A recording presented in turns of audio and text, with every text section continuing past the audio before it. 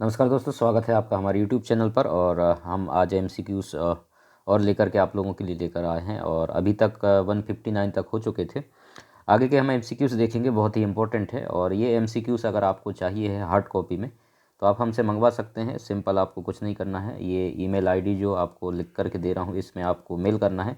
आपको डिस्क्रिप्शन पे भी ये ईमेल आईडी मिल जाएगा, ठीक है। तो उसमें आप मेल कर दीजिए और बता दीजिए हमें। और आगे का प्रोसीजर हम आपको बता देंगे। आपको MCQs का हार्ड कॉपी मिल जाएगा।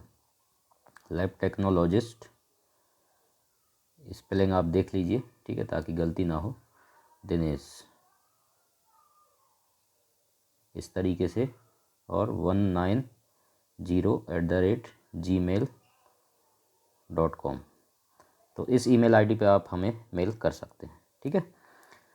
चलिए हम आज के MCQ से स्टार्ट करते हैं। इसमें आपको देखने को मिल रहा है, इसका आंसर तो आप सभी लोगों को अधिकतर पता होगा और अधिकतर एग्जाम में ये पूछा भी जाता है। The average size of red blood cells are, ठीक है। तो ब्लड के सारे जितने भी सेल्स हैं उनका आपको नॉर्मल साइज पता होना चाहिए। किसी का भी पूछ लेता है, WBC के सारे जितने भी हैं, ग्रेन्युलोसाइट, एग्रेन्युलोसाइट, उनका भी नॉर्मल साइज आपको पता होना चाहिए। तो यहाँ पर आपको जैसे कि देखने को मिल रहा होगा, आपको यहाँ पर RBC का पूछा है, ठीक है। शॉर्ट में रेड ब्लड सेल को RBC बोलते हैं। तो RBC का साइज आपको अलग अलग किताबों में अलग अलग देखने को मिलेगा, लेकिन 7.2 माइक्रोमीटर होता है। ये यूनिट भी आप याद रखें। यूनिट तो खैर इसमें चेंज किया नहीं है, खैर यूनिट भी चेंज करके आपको कंफ्यूज कर सकता है। 7.2 भी और यूनिट चेंज कर दे तो उसका आप ख्याल रखिए, ठीक है। और इसके अलावा आपको WBC का जो एवरेज जो साइज होते हैं वो आपका 14 से 16 माइक्रोमीटर देखने को मिलता है। और उसके बाद प्लेटलेट्स की अगर हम बात करें तो ये 2 से 4 माइक्रोमीटर आपको देखने को मिलता है। तो ये आप याद रखिएगा। और WBC में तो खैर बहुत सारे आते हैं, आपको ग्रेन्युलोसाइट, ये ग्रेन्युलोसाइट, वो सारी चीज़ें, ठीक। तो वो पांचों के आपको पता होना चाहिए। बाकी ब्लड वाले चैप्टर में आपको डिटेल में हमारे मेन चैनल, जो लैब टेक्नोलॉजिस्ट दिनेश के नाम पे है, हमारा मेन चैनल है, उसमें हम क्लासेस लेते हैं। अगर आपने वो चैनल नहीं देखा है, विजिट कीजिए, आप जाइए वहाँ पर और आपको लेक्चर वहाँ पर मिल जाएंगे, ठीक है। तो ब्लड तो बहुत इंपॉर्टेंट है हमारे BMLT के लिए, DMLT के लिए, तो उसको आपको अच्छे से पढ़ना ही है। तो इसका करेक्ट ऑप्शन क्या हो जाएगा? आप आंसर भी करते जाएं ताकि हमें पता चले कमेंट्स में आप आंसर आप कितने सही कर पा रहे हैं। तो आपका आंसर यहाँ पर B हो जाएगा, ओके। चलिए हम अगले क्वेश्चन की तरफ बढ़ते हैं। यहाँ पर अगला क्वेश्चन पूछा है लाइफ स्पेन ऑफ RBC। तो ये भी बहुत कॉमन क्वेश्चन है, इसमें से भी क्वेश्चन बनते ही बनते हैं, आता ही है। तो यहाँ फिर से अगेन RBC के बारे में ही पूछा है और RBC का आपको लाइफ स्पेन बताना है। तो RBC का लाइफ स्पेन जैसा कि आपको पता है 120 डेज। और उसके बाद WBC का अगर पूछेगा तो WBC का एवरेज जो आपको लाइफ स्पेन देखने को मिलता है 13 से 20 दिन। और उसके बाद प्लेटलेट्स की अगर हम बात करें तो इसका लाइफ स्पेन आपको 10 दिन। तो सबसे कम आपका यही है, ठीक है। बाकी ये आपको जब किताबें पढ़ेंगे तो उसमें आपको डिटेल में मिल जाएगा ये। तो इसका करेक्ट ऑप्शन आपको 161 का आपको हो जाएगा C वाला ऑप्शन, 120 डेज, ओके। चलिए हम आगे चलते हैं। इसमें अगला क्वेश्चन यहाँ पर क्या पूछा है आपसे, साइज ऑफ प्लेटलेट्स। जैसे कि मैं ऊपर ही बता दिया था, साइज ऑफ प्लेटलेट्स, प्लेटलेट्स का साइज कितना होता है, तो आपको मैंने बता दिया था 2 से 4 माइक्रोमीटर। तो करेक्ट ऑप्शन आपका कौन सा हो जाएगा? B वाला आपका करेक्ट ऑप्शन हो जाएगा। चलिए इसमें भी ज़्यादा कुछ डिस्कशन करने को है नहीं, आपको डायरेक्ट आंसर करना है, आपको पता होना चाहिए आंसर, तो आप कर सकते हैं। अब इसमें आपको देखिए, मैंने एंटीकोगुलेंट वाले चैप्टर में हमारा जो मेन चैनल है, ठीक, उसमें आपको डिटेल में एंटीकोगुलेंट समझाया, एक एक एंटीकोगुलेंट्स के बारे में बताया है, किसका क्या फंक्शन है, कैसे बनता है, ये सारी चीज़ हमने पावर पॉइंट के थ्रू बताया आपको। वो लेक्चर आप देखिए और अच्छे से पढ़िए। एंटीकोगुलेंट से तो सवाल आपके आते ही आते हैं, ठीक है। शॉर्ट में हम AC बोलते हैं एंटीकोगुलेंट्स को। तो एंटीकोगुलेंट्स बहुत इंपॉर्टेंट भी है हमारे लिए, क्योंकि उन्हीं एंटीकोगुलेंट्स में हम ब्लड कलेक्ट करते हैं। एंटीकोगुलेंट्स का मेन फंक्शन क्या होता है? ब्लड को क्लॉट होने से रोकने का काम करता है, ठीक है, जमने नहीं देता है। तो ये इसका एक काम है। तो अलग अलग एंटीकोगुलेंट्स अलग अलग पर्पस के लिए इस्तेमाल करते हैं, आपको मालूम है। फ्लोराइड जो आपका वाइल होता है उस वो ग्लूकोज के लिए हम इस्तेमाल करते हैं। बाकी EDTA होता है, ठीक है, ऑक्जिलेट होते हैं, हेपेरिन होता है, ठीक, और साइट्रेट वाइल होते हैं। तो ये सब चीज़ें हैं, आपको देखने को मिल जाते हैं ब्लड बैंक में जो एंटीकोगुलेंट्स इस्तेमाल करते हैं। और ये बनता कैसे है वो भी पता होना चाहिए। कंसंट्रेशन क्या है, बहुत इंपॉर्टेंट है। कंसंट्रेशन कितना कितना होना चाहिए एंटीकोगुलेंट्स और प्लस ब्लड का, समझ में आ रहा है? ब्लड का और एंटीकोगुलेंट का कंसंट्रेशन कितना होना चाहिए, ये बहुत इंपॉर्टेंट है, आपको पता होना चाहिए।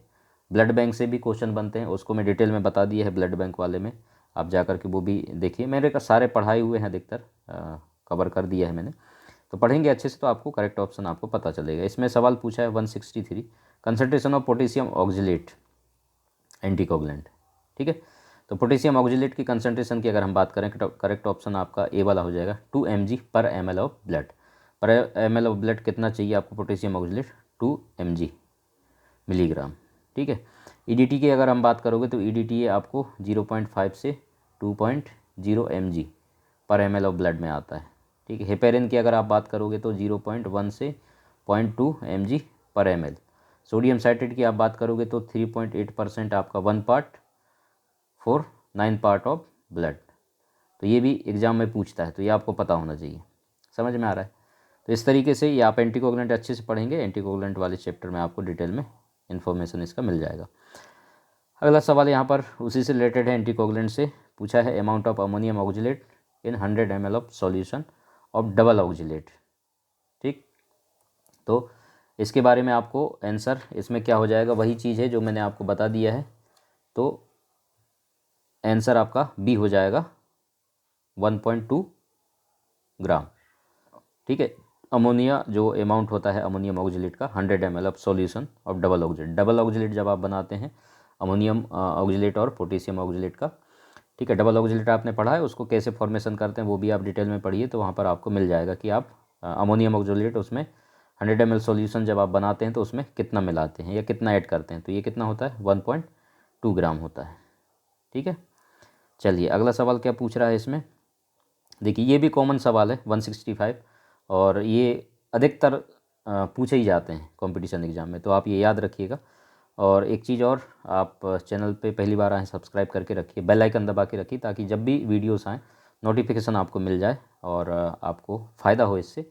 अपने दोस्तों में भी शेयर कर सकते हैं वीडियोस को, और हमारे मेन चैनल है उस पर भी आप जा कर के विजिट कीजिए, ठीक है। और इसमें आपको 165 क्या पूछा है, most powerful calcium chelating agent, calcium chelating agent, और ये भी एंटीकोगुलेंट वाले चैप्टर से है, और इसको भी मैंने डिटेल में बता दिया, तो ज़्यादा एक्सप्लेन करने की ज़रूरत नहीं है। इसका करेक्ट आंसर कौन सा हो जाएगा, ईडीटीए। इसमें कोई कन्फ्यूजन नहीं है, ईडीटीए आपका आंसर हो जाएगा। ईडीटीए का फुल फॉर्म आप सभी को पता है, मैं यहाँ पर आपको नहीं बताऊँगा, ethylene diamine tetra acidic acid, ठीक है। लिख कर नहीं दे रहा हूँ, आपको पता होना चाहिए, ये भी क्वेश्चन आता है ईडीटीए का फुल फॉर्म क्या है, वो आप याद रखिएगा, ठीक। एंटीकोगुलेंट अच्छे से पढ़िए, आपका होमवर्क है। एंटीकोगुलेंट आपका एग्ज़ाम में पूछता है, इसलिए आप अच्छे से पढ़िए, एक एंटीकोगुलेंट के बारे में फुल इन्फॉर्मेशन रखिए, ताकि जब भी एग्ज़ाम में पूछा जाए, और ये प्रैक्टिकली भी आपको पता होना चाहिए, जब आप वर्क करेंगे तब भी आपको इसकी ज़रूरत पड़ेगी, कौन से वाइल में कौन सा ब्लड लेना है, कैसे टेस्ट लगाते हैं, कितना वॉल्यूम चाहिए उसमें, तो ये सब चीज़ आपको पता होगा, तभी आप प्रॉपर टेस्ट परफॉर्म कर पाएंगे और प्रॉपर रिपोर्टिंग कर पाएंगे। अगर कम ज़्यादा वॉल्यूम हो गया ब्लड का तो आपकी रिपोर्टिंग ऊपर नीचे हो सकता है, इसलिए आप उस बात का भी ध्यान रखेंगे, ठीक है। तो आज का इतना ही है, और आगे भी कंटिन्यू करते रहेंगे हम, जैसे जैसे समय मिलेगा आप लोगों के लिए एमसीक्यूज लेकर आते रहेंगे। बने रहिए हमारे साथ, और अपने दोस्तों को भी शेयर कीजिए, चैनल पर पहली बार सब्सक्राइब जरूर कीजिए, लाइक कीजिए वीडियो को अगर आपको पसंद आता है तो। Thank you so much.